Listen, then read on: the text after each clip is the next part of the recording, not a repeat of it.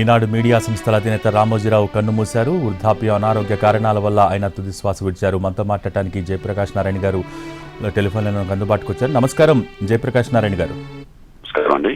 JP గారు, నిజంగా ఈ ఉదయం వినకూడని వార్తనే చెప్పొచ్చు. చాలా విషాదంలో ముంచేసింది.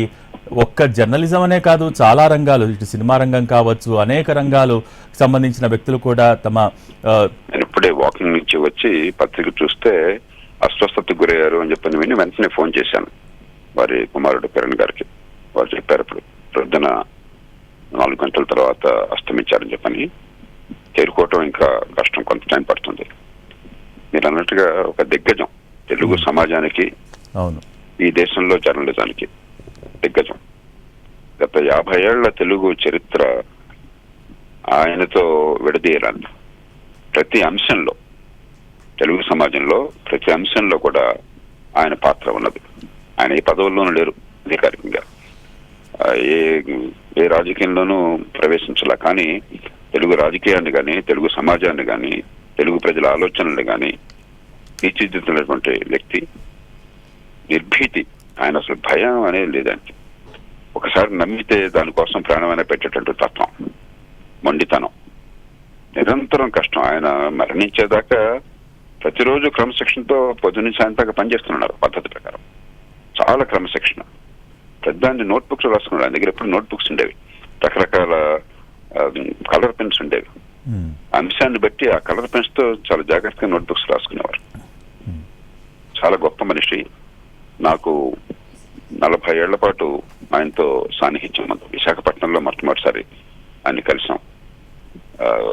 నేను అక్కడ విశాఖపట్నంలో పనిచేస్తున్నప్పుడు. అప్పటి నుంచి చాలా సన్నిహిత సంబంధం. ఎన్నో సందర్భాల్లో పోట్లాడుకునే వాళ్ళం. ఆయన ఒక భావం, నాకు ఒక భావం. అయితే వయసులో చాలా తేడా ఉన్నా కూడా ఒకే వయసు ఉన్నటువంటి మిత్రుల్లాగా, చాలా అభిప్రాయ భేదాలున్నా కూడా ఆదరించేవారు, వినేవారు, నవ్వుకునేవాళ్ళం, కలిసి భోంచేసేవాళ్ళం, ఆప్యాయంగా పంచుకునేవాళ్ళం. అభిప్రాయ భేదాలు ఉంటే గట్టిగా వాదించుకునేవాళ్ళం. కానీ ఎప్పుడు కూడా అని ఏ అంశం మీదైనా సరే సమాజ హితం, నిజాయితీగా వాస్తవాలు చెప్పాలి. ఎడిటోరియల్లో మన అభిప్రాయం మనకు ఉండొచ్చు, కానీ వాస్తవాలను మనం దాచిపెట్టకూడదు, అబద్ధాలు చెప్పకూడదు, విశ్వసనీయత ఉండాలి. ఈ రెండు కూడా. ఉదాహరణకి విశ్వసనీయత ఎంతదంటే మీకు గుర్తుంటుంది, చాలా ఏళ్ల క్రితం ఆయన స్థాపించినటువంటి మార్గదర్శి మీద చాలా ఏదో రకంగా దాన్ని నాశనం చేయాలి, ఆయన పత్రికని, ఆయన వ్యాపారాలని నాశనం చేసి దివాలా తీయించాలని చెప్పి ఒక గట్టి ప్రయత్నం జరిగింది. లక్షలాది మంది దానిలో డిపాజిట్ చేసిన వాళ్ళు ఉన్నారు. ఒక్క డిపాజిటర్ కూడా వెనకెళ్ళా, డిపాజిట్ తిరిగి వాళ్ళని కోరలా. అంటే తెలుగు ప్రజలకి. హలో సార్, చెప్పండి జేపీ గారు. హలో సార్, జేపీ గారు మీ వాయిస్ వినిపిస్తోంది, చెప్పండి. తెలుగు ప్రజలకి అంత విశ్వాసం ఉంది ఆయనకి. ఆ విశ్వాసాన్ని ఆయన పొందాడు. ఎందుకంటే ఒక మాట అంటే దాని మీద నిలబడతారు. ఆయన దగ్గర డబ్బులు పెడితే ఎక్కడికి పోవు. అట్లాగే ఆయన ఒక వార్త రాస్తే అది నిజమై ఉంటుంది. ఏమన్నా నిజమా కాదు తెలుసుకోవాలంటే పుకార్ల ప్రపంచంలో ఆయన పత్రికలో వార్త వస్తే నిజమని చెప్పిన భావన. కొన్ని సందర్భాల్లో ఆయన అభిప్రాయాలతో విభేదించారు.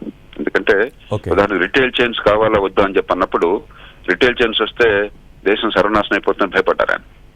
నేను గట్టిగా వాదించాను, వ్యవసాయ రంగం బాగుపడేలా అని చెప్పంటే రిటైల్ చైన్స్ వచ్చినట్టయితే రైతుకు ఆదాయం పెరుగుతుంది, వినియోగదారుడికి ఖర్చు తగ్గుతుంది అని చెప్పి వివరించి చెప్పాను. ఆయన బలమైన భావజాలం ఉండొచ్చు, కానీ ఎప్పుడు కూడా జనహితం, సమాజ హితాన్ని కోరుకున్న మనిషి.